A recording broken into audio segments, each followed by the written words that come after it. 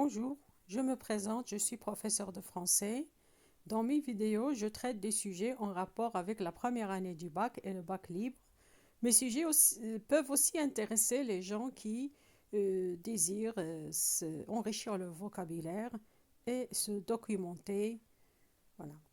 Donc le sujet est le suivant. Pour certaines personnes, la beauté se limite à un visage aux traits fins et agréable à regarder. Pour d'autres, c'est la beauté de l'âme qui prime. Donc, selon vous, quelle est la thèse qui tient la route? Exprimez votre point de vue, appuyé par des arguments et des exemples. Donc, comme vous voyez bien, dans ce sujet, on a deux thèses. On a la première qui dit que la beauté, c'est surtout la beauté du corps et du visage, c'est-à-dire c'est une beauté physique. Mais la deuxième thèse, elle avance que la beauté, c'est surtout la beauté de l'âme, c'est-à-dire être quelqu'un euh, c'est-à-dire de spécial dans ses idées, dans son comportement. Voilà, donc on vous demande d'exprimer votre point de vue et d'essayer de voir quelle est la thèse qui tient la route, c'est-à-dire qu'on peut adopter. Introduction. La beauté, on commence toujours l'introduction par la définition du mot-clé qui est ici la beauté. Donc la beauté, c'est quoi? La qualité de quelqu'un qui est beau, que ce soit homme ou femme. La beauté peut être physique, c'est-à-dire conforme à un idéal esthétique. Voilà, elle peut être bien sûr physique, c'est-à-dire la personne peut avoir un physique qui contient tous les critères qui voilà, qui disent que cette personne qui montrent que cette personne est belle, des traits fins, de beaux, bien symétriques et ainsi de suite. Et la beauté peut être aussi morale, non apparente, c'est-à-dire qu'on ne voit pas. Elle n'est pas sur le visage, cette beauté-là, elle est dans l'âme. Aime-t-on quelqu'un uniquement pour sa beauté physique? Alors est-ce qu'on peut aimer quelqu'un uniquement parce qu'il a un beau visage, un beau corps? On va voir dans le développement, c'est-à-dire on va voir l'analyse, qu'est-ce qu'elle va révéler. Il est vrai qu'être beau est un privilège de la nature. C'est vrai, c'est la nature qui fait de nous soit beau, soit laid. Tout le monde, quand il se regarde dans le miroir, aime se trouver beau sans distinction de sexe.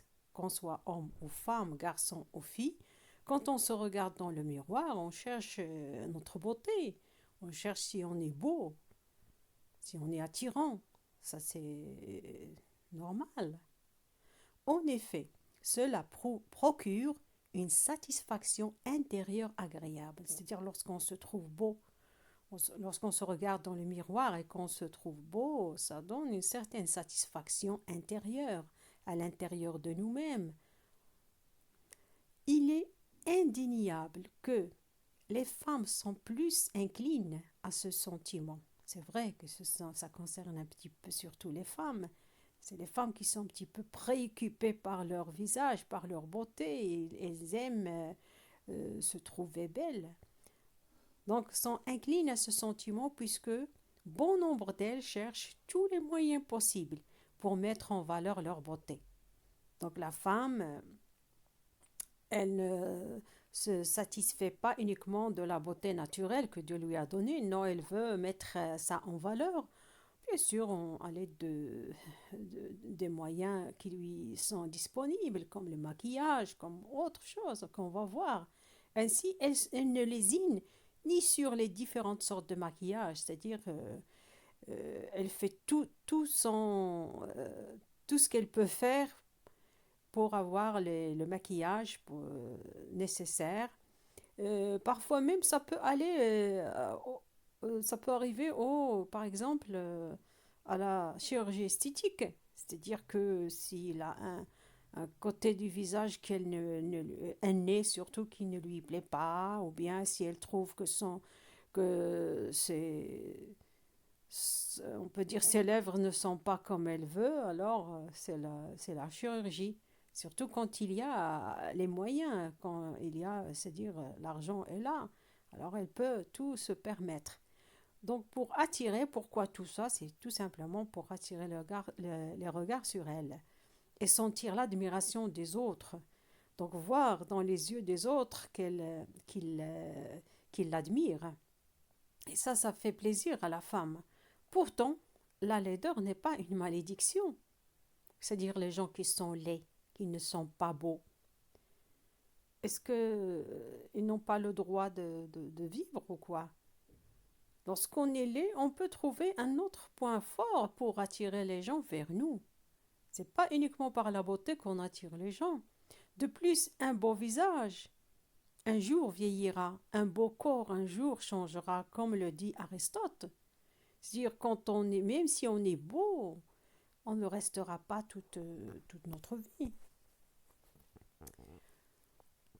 On va maintenant voir les exemples dans les romans qui sont au programme, puisque cette production écrite, elle concerne le bac libre. Dans le roman de Voltaire, Candide était fou amoureux de Cunégonde. Cunégonde, c'était une jeune fille de 17 ans, et Candide, il avait le même âge qu'elle, et il était amoureux d'elle, car selon lui, elle était très belle. Perdu de vue pendant un certain temps, il la retrouve et constate qu'elle n'a plus sa beauté et qu'elle est devenue flétrie. Donc, il y a eu des circonstances qui les ont bien sûr séparés. Et après un certain temps, ils se retrouvent. Et Candide, qu'est-ce qu'il constate? Il constate que Cunégonde n'est plus belle. Elle a perdu sa beauté. Parce que la beauté, on ne peut pas dire que c'est quelque chose qui dure.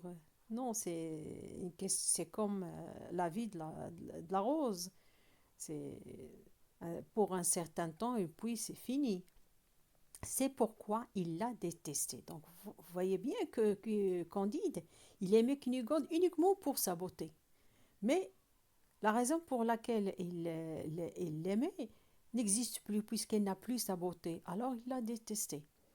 Aussi, un autre exemple dans le roman de Balzac qui est aussi au programme, les aristocrates, les femmes aristocrates dans le roman de Balzac, le Père Goriot, sont des femmes très belles, vraiment très belles, des déesses de la beauté, mais dont la moralité est dépravée.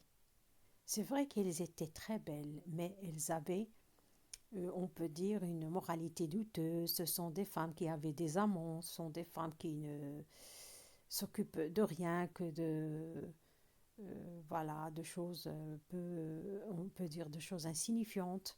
C'est-à-dire, ce n'étaient pas des femmes honnêtes, des femmes vraiment nobles au sens vrai du terme.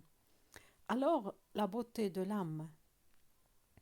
On arrive au fait que la beauté de l'âme est une valeur inaltérable, c'est-à-dire une valeur on peut dire, qui ne change pas, qui ne changera pas, ni par le temps, ni sous le poids des circonstances de la vie. Elle prime par conséquent sur la beauté physique, car comme le dit un maître penseur, la beauté de l'âme est visible même par un aveugle. Parce qu'il y a des personnes qui ne sont pas belles, mais qui sont très intelligentes ou bien très attirantes par leur esprit. Donc ce qui fait que leur beauté, même un aveugle peut voir leur beauté. On n'a pas besoin d'un beau visage pour, bien sûr, aimer quelqu'un. C'est son esprit qu'on doit aimer. Conclusion.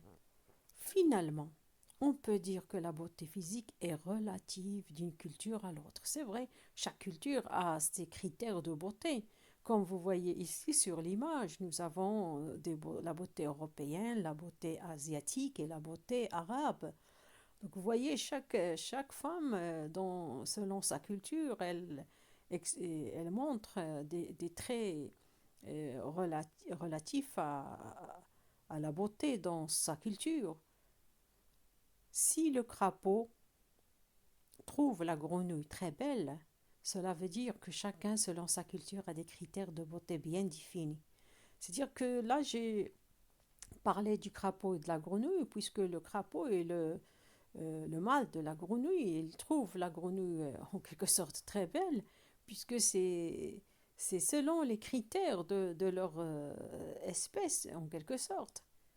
Donc, dans chaque culture, il y a des critères de beauté bien définis. On ne peut pas dire que la beauté asiatique est mieux que la beauté arabe, ou bien la beauté arabe mieux que la beauté européenne. Non, chaque beauté concerne bien sûr une culture et voilà. On ne peut pas dire que celle-là est mieux que l'autre. Donc, la beauté, c'est ce qui nous attire chez une inconnue ou un inconnu. Mais c'est son esprit qui nous retiendra plus longtemps à ses côtés. Vous voyez, finalement, on arrive à cette conclusion que, euh, quelle que soit la beauté d'une personne, qu'elle soit femme ou homme, si on parle avec elle, on constate qu'elle a un esprit médiocre. Est-ce qu'on va rester avec une personne belle uniquement pour son visage? Non. Ce qui nous retient chez une personne ou bien à côté d'une personne, c'est surtout son esprit, son intelligence. Voilà, ma vidéo touche à sa fin et j'espère que vous serez très nombreux à vous abonner à ma chaîne pour m'encourager. Merci beaucoup et à la prochaine vidéo.